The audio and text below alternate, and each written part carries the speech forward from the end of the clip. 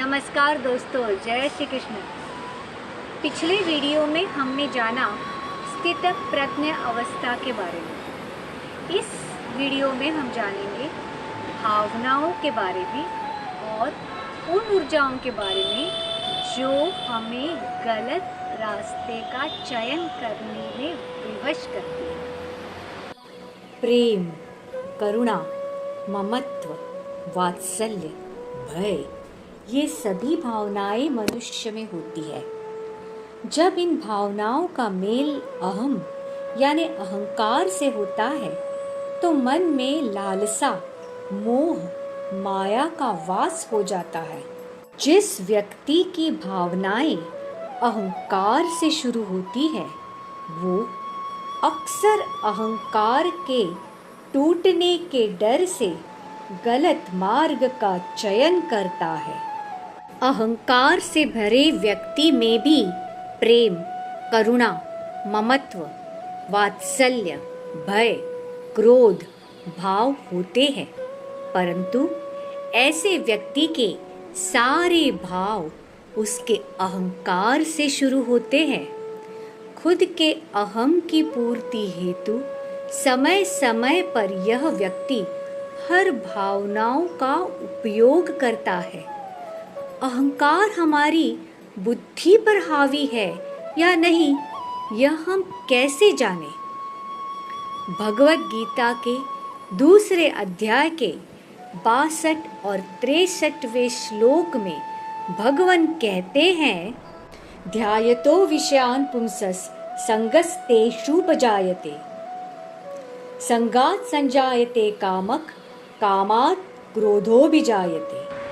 क्रोधात् भवति सम्मोहः, सम्मोहात् स्मृतिविभ्रमः, स्मृतिभ्रंशात् बुद्धिनाशो, बुद्धिनाशात् प्रणश्यति।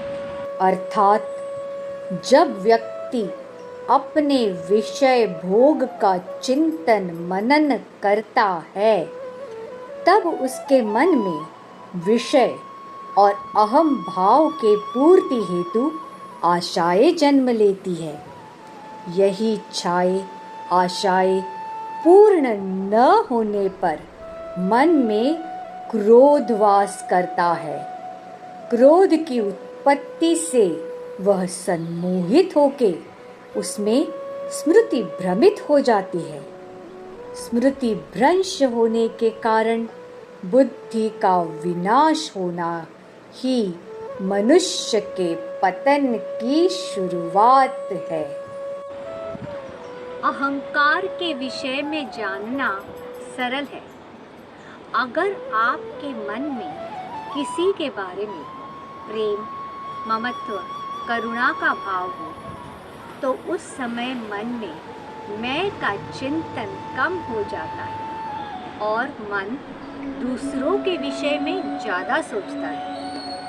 अगर मन खुद के विषय में ज़्यादा सोचे तो वो अहम भाव है। जब भी आपको क्रोध आता है तो उस क्रोध का कारण स्वयं को पूछें। अगर क्रोध का कारण कोई अनुचित घटना, कार्य या किसी का अनुचित व्यवहार हो तो वह क्रोध महज एक भाव है। अपितु अगर क्रोध में आप यह सोचें कि कोई घटना, कार्य या किसी का व्यवहार आपके विचारों के अनुसार आपको ही अनुचित लगे, तब समझ जाए कि यह क्रोध आपके अहंकार से उत्पन्न हुआ है।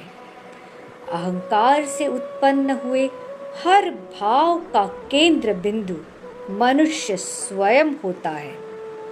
अहंकार में मनुष्य सदैव अपने आप के विषय में चिंतन करते रहता है। अपने आप के विषय का यही चिंतन मनुष्य को गलत मार्ग की ओर ले जाता है।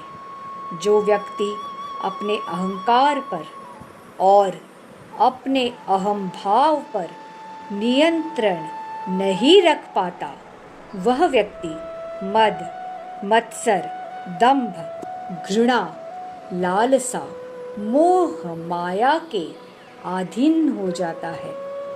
मन के फैलाए यही सारे विषय जाल है जिन्हें तोड़ना और अपने अहंकार का त्याग करना यह मनुष्य का प्रथम कर्तव्य है। मन के फैलाए यही सारे विषय जाल है जिनको तोड़ना और अहंकार को छोड़ना ये अपना पहला कर्तव्य है। सवाल यह है कि जब हमें ज्ञात हो कि हमारा मन अहंकार से भ्रमित है तो अहंकार को त्याग कर विषय जाल से मुक्ति कैसी प्राप्त की जाए? इसका उत्तर है भक्ति में। भक्ति से भरा मन अहंकार और विषय जाल से मुक्त होता है। जिस मन में अहंकार न हो, जो विषय जाल से मुक्त हो चुका है, वही व्यक्ति कर्म योगी बनता है।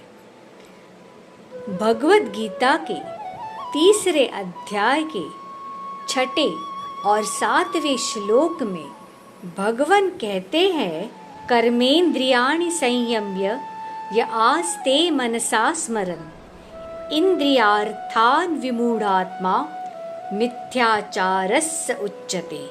यस्त्विन्द्रियाणि मनसा नियम्यारभतेऽर्जुन कर्मेन्द्रियैः कर्मयोगम् असक्तस्य विशिष्यते। इसका अर्थ और कर्मयोग के विषय में हम अधिक जानकारी लेंगे हमारे अगले वीडियो में। तब तक के लिए हरे कृष्ण, राधे राधे।